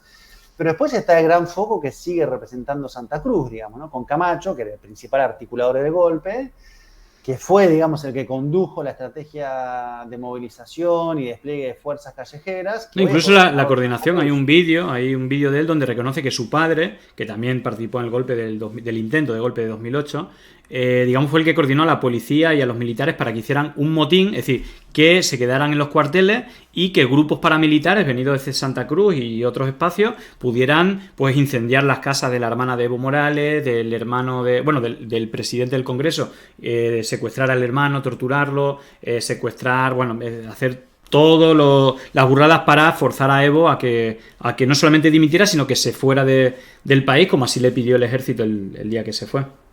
Claro, primero dejaron avanzar todos esos grupos armados, como la Resistencia Cochala, estos grupos paramilitarizados, y después se amotinaron, que fue como el anteúltimo día antes del golpe. Después del amotinamiento vino la Fuerza Armada. El encadenamiento fue, uno lo estudia y es como paso tras paso. Sí, está coordinado. Ahora, Camacho el año pasado intentó reactivar la lógica de bloqueos, cortes de ruta, y lo que se vio es que no tiene una masa social, digamos, con capacidad hoy de retomar iniciativa de calle y efectivamente empezar a pulsear de nuevo. Ahora, está claro, uno, que esa hoja de ruta no es que se va a deshacer, y eso viene de hace mucho tiempo. Hay unas élites santacruceñas que no van a permitir, o van a hacer lo posible para que eso no siga gobernando el proceso de cambio. Eso implica ir por fuera de las vías democráticas, lo van a hacer, ya lo hicieron 2 veces, la primera falló en el 2008-2009, la segunda funcionó y después perdieron.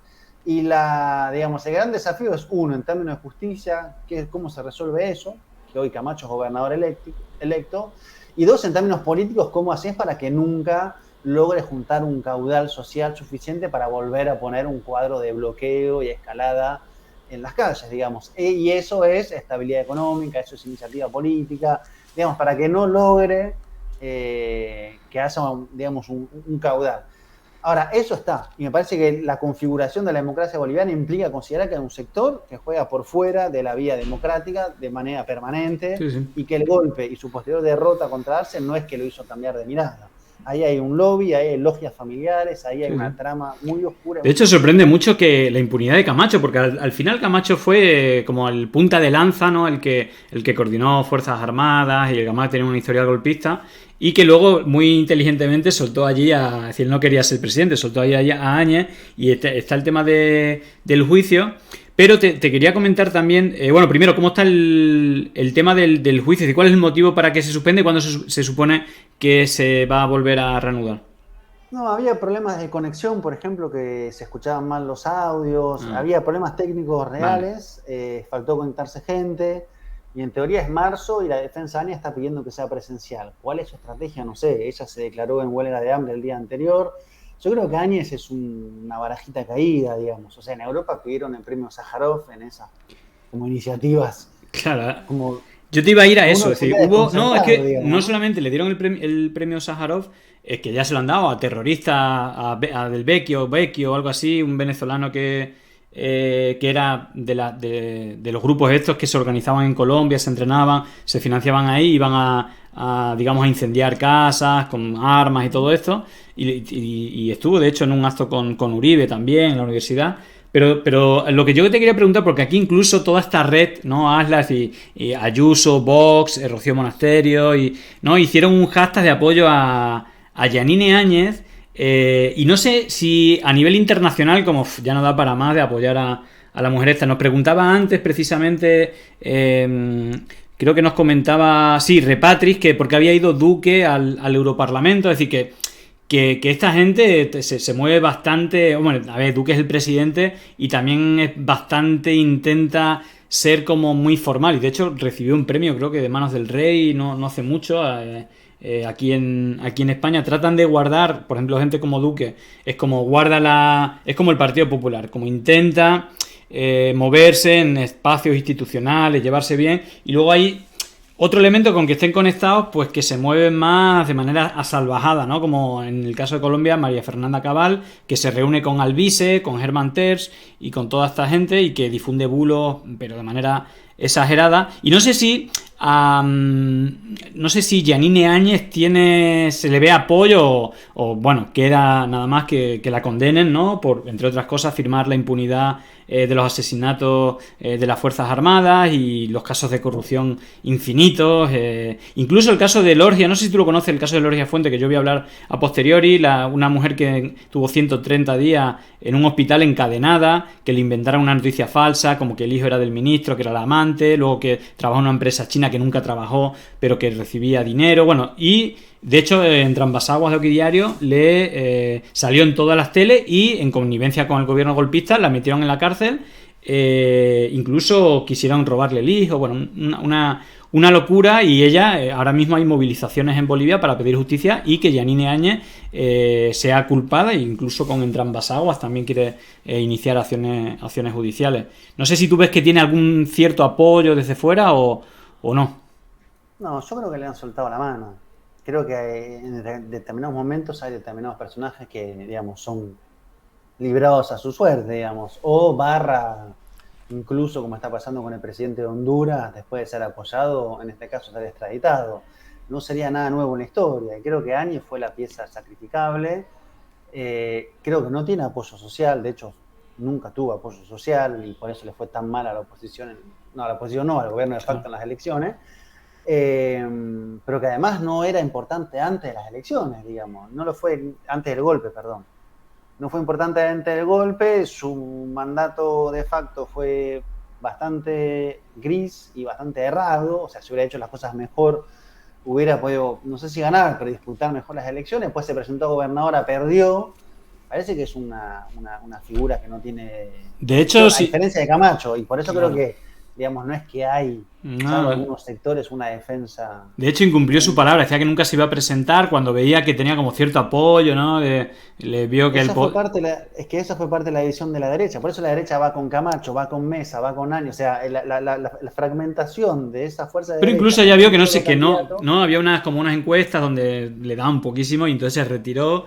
quedó como medio raro todo ese movimiento y, bueno, casi condenada, ¿no? Y yo creo que, digo, nos quedan todavía 2 temas y creo que en 10 minutos, lo ideal que acabemos en 10-15 minutos máximo, es el que quizás sea el caso más parecido, o uno de los casos más parecidos a Bolivia, empezando porque fue uno de los últimos golpes de Estado en 2009. Una cosa loquísima, se llevan en un helicóptero secuestrado a Mel Zelaya y se quedan, de hecho, al día siguiente viene el que, ¿cómo es? Demint, John Demint creo que era el director de Heritage Foundation, John Demint, que era senador, que, fíjate, es que es tremendo. La empresa esta CLS Strategies, que también estuvo en México, que también apoyó el golpe de Bolivia, estuvo en el golpe de Honduras, y una de las cosas que les facturaba era que Juan Cortiñas hacía de traductor entre el gobierno golpista y Jim Demint, que era senador de los Estados Unidos, pero que es el director de Heritage Foundation, que es la fundación más importante de Atlas Network, y que, entre otras cosas, le facturaron la creación de noticias falsas contra los medios favorables a Mel Zelaya. Bueno, unas cosas loquísimas. Y que después de 12 años, es decir, han tenido precisamente la misma gente que nombró, por ejemplo, Yanine Áñez como director del Centro Nacional Electoral, había sido por el NDI, que es otra organización dependiente de dinero público de Estados Unidos. NDI Honduras se creó y fue quien dirigió las primeras elecciones con el mismo que eligió Yanine Áñez para, creo que, intentar el fraude. Hubo un fraude tremendo, es decir, hubo movilizaciones, asesinatos, y luego fue el Tuto Quiroga con Carlos Mesa como jefe de expedición de la OEA en las segundas elecciones, donde volvió a haber un fraude. Y que, lo que tú decías, es decir, siempre había movilizaciones, y más allá de que no tuviera apoyo, es que el tipo se le ha pillado con casos de corrupción tremendos, con narcotráfico. De hecho, el hermano ya tenía esos problemas, y ahora parece que no daba para más, y digamos que la mayoría de Xiomara y el apoyo popular, es decir, no da para más el estirar el chicle del golpe, y que quizás esta sea otra mano que suelta los Estados Unidos o los apoyos internacionales, ¿no? El hermano está con cadena perpetua allá en Estados Unidos por narcotráfico. Claro. Sí. Me parece que, bueno, de hecho, cuando estuvo Cristina, que dio una conferencia cuando asumió Xiomara Castro, justamente habló del tema del narcotráfico y los sistemas de lavado de capitales. Y Honduras es un país de tránsito. Y me parece que una de las consecuencias del golpe de Estado del 2009 fue que se encumbrara en lo más alto digamos, políticos relacionados o financiados o parte de, en esa zona de frontera, ¿no? Que es lo de la narcopolítica, digamos, a dónde uno es solamente alguien que es financiado y a dónde uno pasa a ser parte de esa estructura. Bueno, eso en Colombia es una inmensa zona gris donde todo eso se mueve como pez en el agua. Y en este caso me parece que, digamos, es como la conclusión de lo que dejó, digamos, todo este tramo de golpismo en Honduras, con un partido que volvió, digamos, a poner a Honduras en una situación crítica, desde asesinatos, recordemos a Berta Cáceres, a las migraciones en caravanas de gente desesperada, ¿no? En el 2018 empezaron las caravanas, que es gente que empieza a caminar de Honduras y empieza a agarrar para cruzar Guatemala, México y ver si puede llegar. Eso es, digamos, el saldo del tiempo del golpismo en Honduras. Habrá que ver qué pasa con este expresidente, por qué lo agarran, por qué la extradición. Uno a veces hay como que aplicar la lógica de la sospecha como método de análisis. O sea, ver, decir, bueno, ven qué, pero después preguntarse, ¿y por qué? ¿Y por qué ahora? ¿Qué es lo que está pasando? ¿No? ¿Qué se está moviendo? ¿Quién? Como forma de abordar realidades complejas. Y después me parece que el gobierno que asume, yo había dicho una cosa que me había llamado la atención, que es que Xiomara Castro habla de socialismo democrático. Y hace mucho en América Latina que no hay un gobierno nuevo que plantee la cuestión del socialismo. O sea, en Venezuela siguen planteando el socialismo, pero es el proceso que viene del 99. Claro. En Cuba hablan de socialismo, viene del 59. En este caso asume con ese discurso, que es un discurso medio a contrapelo del discurso más dominante progresista, ¿no? Que es el discurso más sobre derechos sociales, sobre ampliación. Esto es, hay que hacer cambios más profundos. Habrá que ver cómo avanza.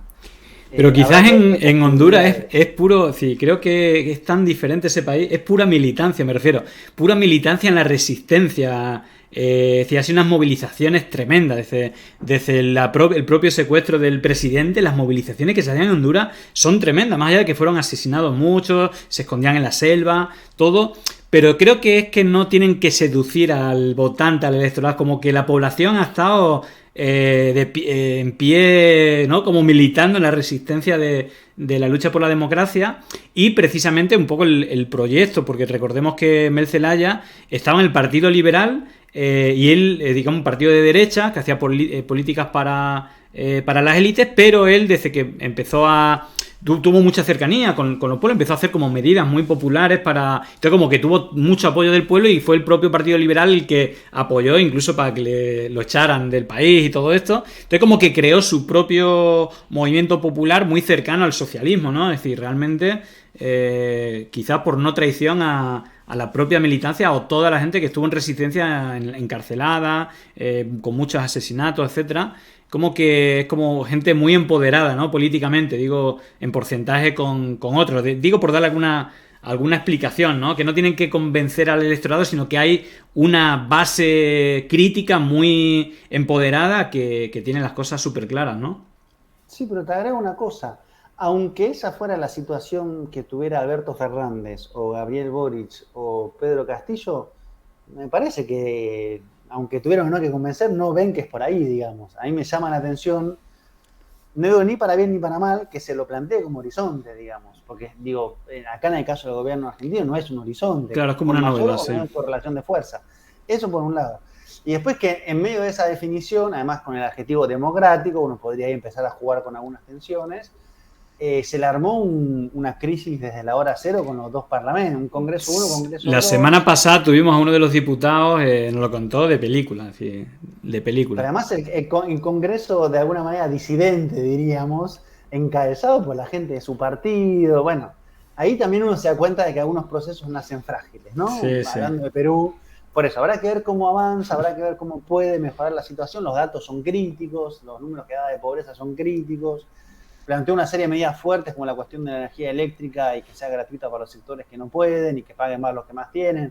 Es por ahí, digamos, eso es evidente que es por ahí. Sí, sí. Habrá que ver cómo avanza y habrá que ver cómo se enmarca en este reagrupamiento o no de las izquierdas latinoamericanas, que es medio como que está por partes, ¿no?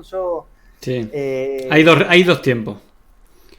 Y países bisagras, y procesos bisagras. Exacto. Tenés como el eje progresista, por así decirlo, que igual habría que ver qué es el progresismo, eso sería para todo un debate. ¿Qué entendemos por progresismo?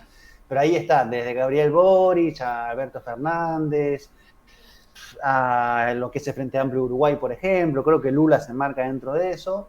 Está lo que es el eje del ALBA, está Venezuela, Cuba, Nicaragua, y están los países que tienen puente entre estos dos espacios que no se llevan bien, digamos, ¿no? Sí. Como en el caso de Bolivia, como en el caso de Honduras ahora, o como, no sé, Rafael Correa, ¿no? Que juegan entre los dos niveles. Correcto. Petro estaría más del lado del progresismo, en cómo él se enmarca, que básicamente tiene que ver si tenés algún tipo de acercamiento o no, o qué tipo de relación tenés con Venezuela. Ese es como el parteaguas, digamos, ¿no? Sí. De todas maneras, yo te digo, por ir ya al último, es decir, vamos a terminar con Europa, que creo que es interesante lo de Rusia-Ucrania, pero una de las cosas que repite la Carta de Madrid es, y bueno, que aquí lo repiten, y me imagino que en Argentina, en todos sitios, es por la democracia y la libertad y contra el comunismo, o incluso dicen narcocomunismo o narcodictaduras bolivarianas. Lo de narco lo meten intencionalmente, yo creo que es un poco principio de transposición de Goebbels, porque precisamente hay 4 gobiernos muy vinculados, es decir, con prueba, con el narcotráfico. Uno es el propio gobierno de Orlando Hernández, ¿no? Un golpe, la continuación de un golpe organizado desde Estados Unidos y que está dentro de esta red de ultraderecha golpista en América Latina. Otra, el fujimorismo, es decir, la mano derecha de Fujimori se probó que se financiaba con los mayores narcotraficantes del país, ¿no? De Perú. Tenemos al uribismo, es decir, Uribe fue miembro del cártel de Medellín, ayudándole al negocio de Pablo Escobar en su etapa de jefe de la aviación civil, permitiendo las pistas de aterrizaje y todo esto. Y no sé cuál sería el cuarto, pero bueno, que al final los gobiernos que tienen una vinculación directa con el narcotráfico son más bien de derecha, incluso forman parte de esta red antinarcodictaduras bolivarianas, ¿no? Es decir, que es en principio de transposición en toda regla, ¿no? Porque no había ninguna prueba de narcotráfico, le acusan a Maduro, a Evo, a todos los gobiernos de izquierda, le meten la etiqueta esa. Sí, y está una nota al pie. El segundo país que más cocaína produce en el mundo es Perú. Y es un debate que no está planteado en la agenda pública de Perú. Es muy llamativo, digamos, que ni en la campaña, o sea, no existe, digamos, o existe en muy menor medida cuando hay algún incidente en la selva, con algún grupo que está armado operando por ahí, o preelectoral. Pero ahí la pregunta es, ¿y por qué algo que mueve tanto está absolutamente, digamos, fuera de toda agenda? Sí, Bueno, sí, otra vez, hay que total. abordar el tema. Y bueno, por terminar, el gran tema, bueno, aquí es que yo creo que ha sido mucho, es decir, mucho hablar, pero poca, no sé, mucho ruido, pocas nueces que se diría, mucha propaganda, mucho ruido, la guerra va a ser tal, incluso Estados Unidos, Rusia va a invadir, era hoy o ayer y luego no hubo nada. Uno de tus tweets recientes, creo que de ayer, hoy Moscú anunció el retiro de tropas de la frontera con Ucrania, movimiento que dijeron estaba previsto. Biden plantea que la invasión rusa a Ucrania aún es una clara posibilidad y dice no haber verificado ese retiro. Biden había afirmado que la invasión podía ser mañana, es decir, hoy era el día de... y los rusos se están riendo, ¿no? Se están riendo de... Eran las 3 de la mañana. Claro, pero incluso le decían, ¿pueden decirme qué día exactamente? Digo, funcionarios del gobierno ruso, decían, ¿podrían decir exactamente qué día vamos a invadir Ucrania para pedir las vacaciones y todo esto? ¿No? Así que ya estaban como en plan de broma, pero ¿cómo se ha vivido todo esto en América Latina? En plan de troleo. Bueno, yo voy a plantear dos cosas. En primer lugar, que acá es muy fuerte la repetición de lo que son las líneas narrativas, interpretativas, de propaganda de las principales agencias o grandes medios, digamos, occidentales. Es así. Desde la CNN a una agencia como Reuters, a The Guardian, a El País. Eso es lo que es tomado como insumo principal y es lo que está legitimado como voz y fuente por muchos sectores, inclusive el progresismo. Eso por un lado. Perdona que te haga una nota al pie, como tú dices.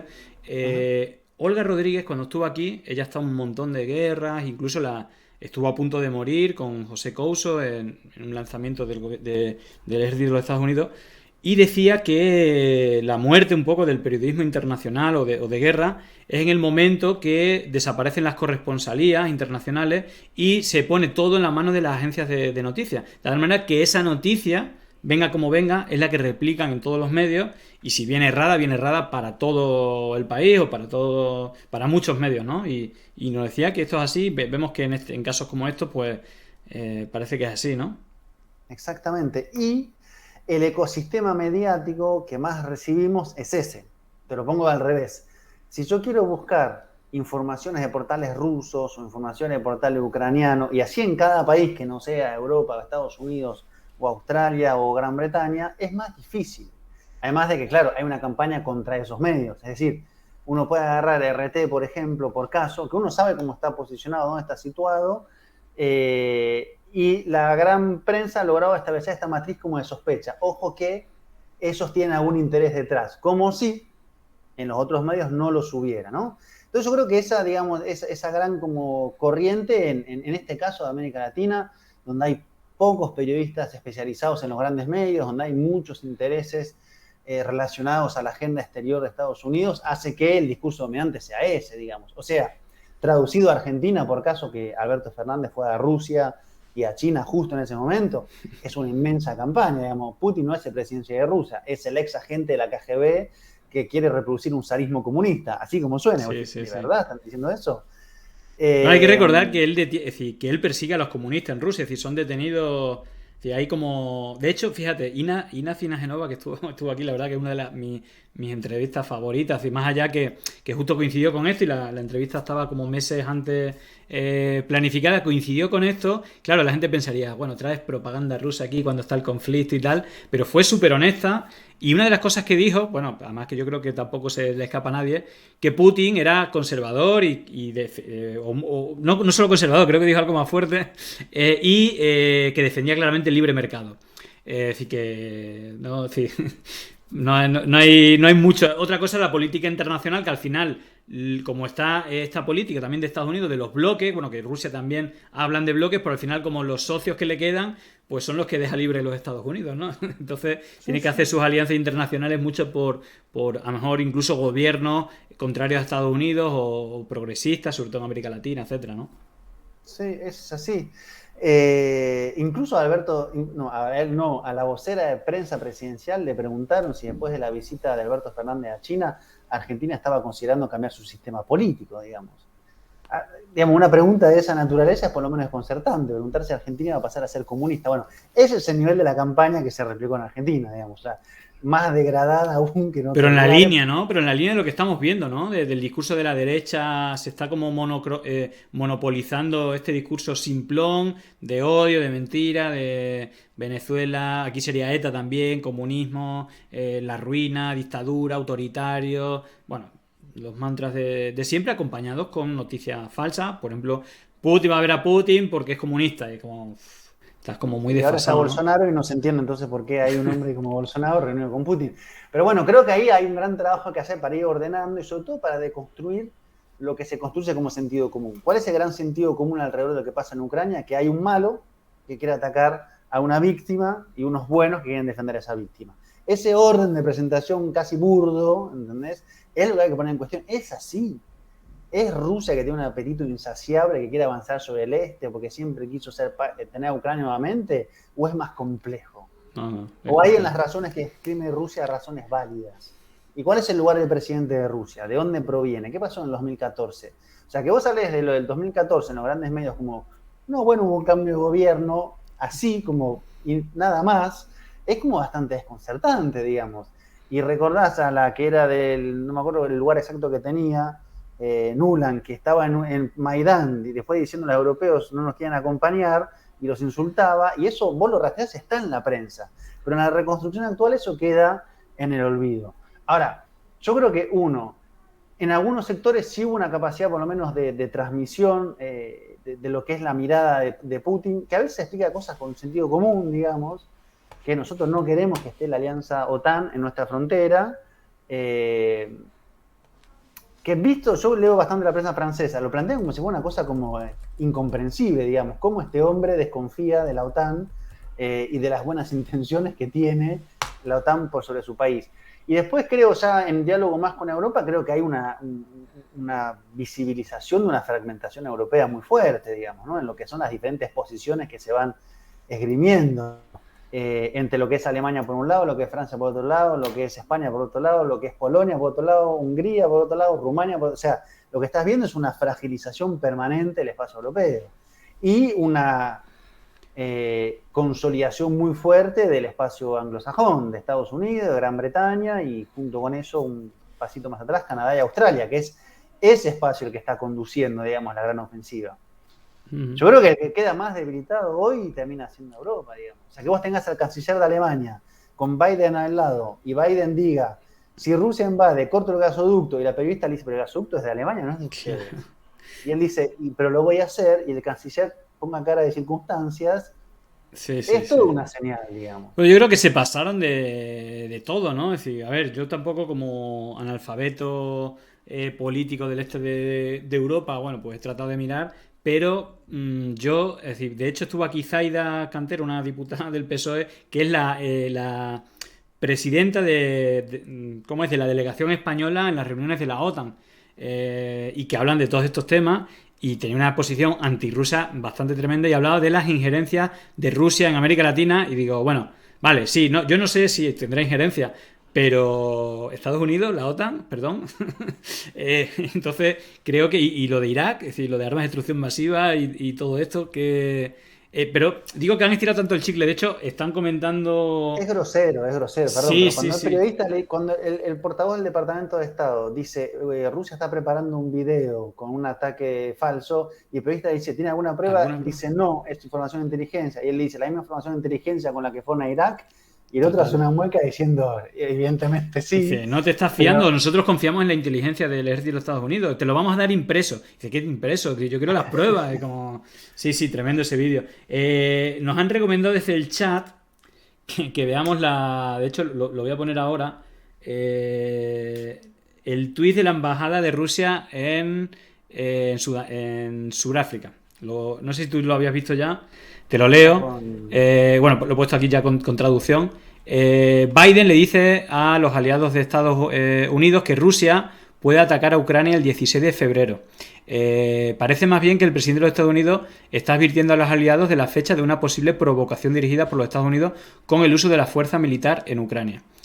Me imagino que se refiere a este, pero vaya, digo que da para el troleo, ¿no? Yo me acordaba, creo, no sé si era en el telediario donde lo he visto, que ponía, creo que era, pues no sé si la embajada de turismo o un cargo funcionario que en rueda de prensa pública del gobierno le estaba preguntando, no sé si a algún periodista de Estados Unidos o al gobierno de Estados Unidos, que si le podía decir con más exactitud los días en los que Rusia iba a atacar a Ucrania para poder elegirse bien los días de vacaciones para no estar ocupado y tal. Y es como, colega, es que te has pasado, sobre todo con el historial que tienes, porque si me viene de nuevas yo me creo todo, pero es que el historial de la OTAN y de Estados Unidos, el historial reciente es como para no fiarte lo más mínimo, sobre todo, más allá de que a mí no me caiga bien Putin o que te parezca que Rusia tal, pero en esta campaña de propaganda tiene como más sentido las cosas que dicen en las ruedas de prensa del gobierno de Rusia a la propaganda de los Estados Unidos, es decir... sí, digo, sin gustarme ninguno de los dos, es como, colega, qué cosas tan raras dices, ¿sabes? No sé qué opinas, es que es como muy ridículo, ¿no? A veces este tipo de... Sí, bueno, yo creo que estamos en ese punto. Creo que es diferente verlo desde acá, desde el sur del mapa americano, que desde Europa, con las cargas que eso tiene, con los sentidos comunes que están construidos sobre eso, sobre los imaginarios. Creo que finalmente hay una pregunta de fondo que es ¿cuál va a ser la relación de Europa con Rusia? Ahí Mélenchon, por ejemplo, el candidato de izquierda principal en Francia, él dice, yo no quiero una Rusia enemiga, sino una Rusia como socia, digamos. Ahora, eso es una definición. Y Alemania prácticamente está avanzando de alguna manera en esta dirección con el gasoducto. Lo que pasa es que ahí es quien pone la agenda, digamos. Y me parece que eso es lo que se está poniendo en tensión. Ahora, a nivel mediático, es increíble. Vos vas a abrir los medios, es un monólogo de por qué Putin quiere invadir Ucrania. Vale, me estoy riendo porque había puesto el tuit, he cogido el primero que me ha salido y yo pensaba que era ese, pero no, hostia, claro, este ya tiene, de hecho le vamos a hacer aquí un retweet en directo. 16 de febrero de 2022 en Ucrania, y está John Travolta como, no sé si has visto esto que hace así. ¿Dónde está la gente? Muy bueno. Vale, gracias. Es que había visto ese, el primero que he visto, y el meme era este que tiene más sentido, ¿no? Es que, colega, vaya ridículo. Bueno, a mí personalmente me parecen un ridículo, pero vaya. De todas maneras, Marco, como no hemos pasado bastante de la hora, yo quería... Te cierro con esta última Dale, eso te iba a decir, termina. Del ridículo a lo que decía Snowden en su Twitter, a medios que trabajan para que se construya el sentido necesario para la guerra... Ahí, digamos, hay una frontera. Digo, si no fuera porque en el medio estamos hablando de que puede detonar un conflicto de inmensa magnitud, hay un trabajo de los medios absolutamente cuestionable, reprochable, etcétera, etcétera, que no es nuevo, pero que se pone en evidencia en estos casos. Sí. Bueno, pues nada, Marco, muchísimas gracias. La verdad que un buen repaso. Y bueno, al final lo hemos tocado más o menos superficialmente, pero vaya, si América Latina está viva, se mueve por aquí, por Europa, tampoco estamos mal. Pero vaya, esperemos que poco a poco... No sé cómo ves la cosa de Colombia antes de irte, cómo lo estás viendo ya que están medio en pre-campaña. Yo veo bastante bien a Petro, me refiero como que le sacó varios cuerpos. Él como... Lo que yo veo es que Petro está de campaña ya se vino a Europa con el Papa, con tal. Y en la derecha primero no hay candidato y hacen campañas contra Petro, pero no sé si hay algún candidato o candidata que tú veas que le pueda hacer sombra a Petro a día de hoy. No, por ahora no. El candidato al uribismo no es bueno. Este espacio que se armó de centro-derecha, que es la coalición Centro-Esperanza, no termina de despegar, no termina de tener una candidatura fuerte, incluso se han dividido. Estaba Ingrid Betancourt ahí que se salió, tampoco ya está levantando. Me parece que yo primero veía que iban a armar un buen espacio del centro, para que no pasara Cast-Boric o no pasara Fujimori-Castillo. Ese gran espacio del centro no está, digamos, tomando la fuerza que tiene que tener. En marzo van a ser las primarias, ergo vamos a ver cuál es el candidato de ese espacio del centro, pero Petro sigue midiendo bien. Ahora hay que ver qué pasa en una segunda vuelta, planteando que ese sea el escenario. Claro, que sean todos contra Petro, ¿no? Y yo creo que justamente una de las líneas de Petro ha sido como traccionar sectores de centro, del liberalismo del santismo Se ha, para se ha adelantado, ¿no? Con esto del pacto histórico ha ido como a gente del centro. en una segunda vuelta conseguir esos apoyos, digamos, porque Claro. si no le pasa lo que le pasó en el 17, que Fajardo, que es de la coalición Centro Esperanza, jugó en blanco, es decir, jugó prácticamente a favor Sí, sí. del uribismo, digamos. Entonces, eso me parece, ojalá realmente se gane, siendo Colombia por instinto tiene como sus temores, digamos, ¿no? ¿Están dispuestos a parar Colombia, digamos? Claro. Pregunta.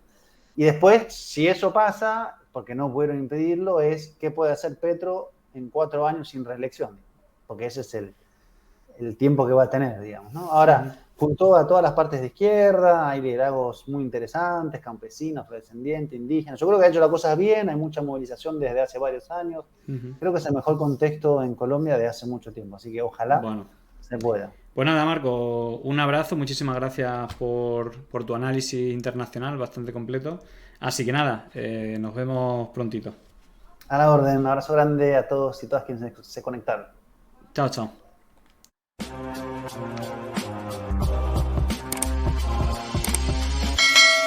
Muchísimas gracias. Gracias por la suscripción. Muchísimas gracias.